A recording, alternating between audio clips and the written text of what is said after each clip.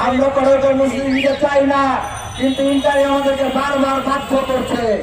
Interim বিএনপির উপর দায় চাপিয়ে নিজেদের দায় মুক্তি হতে চায়। আমরা হুঁশিয়ারি করে বলে দিতে চাই, ইন্টারিমের যে কোনো শিক্ষা উপদেষ্টা বা ইউজিসি চাইলে এক ফাইলের মাধ্যমে এই দালাল সন্ত্রাসের আশ্রয়দাতা ভিত্তিতে অপসারণ করতে পারত, কিন্তু সেটা তারা করে নাই। কারণ তারা চায় এটা নিয়ে রাজনীতি করতে।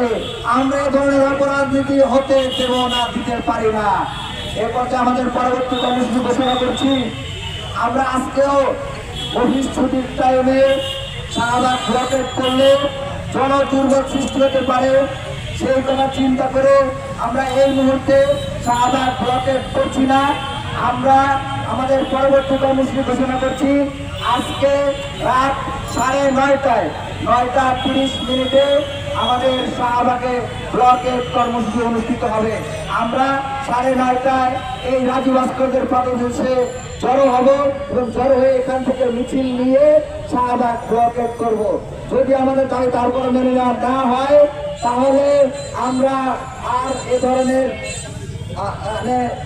প্রশাসনের সাথে আলাপ আলোচনা করে সব কর্মসূচির দিকে আমরা থাকতে পারবো না। তখন আমাদের আরো কঠোর কর্মসূচির দিকে যাওয়া লাগতে পারে। সবাইকে ধন্যবাদ। এখন আমাদের মিছিল শুরু হবে।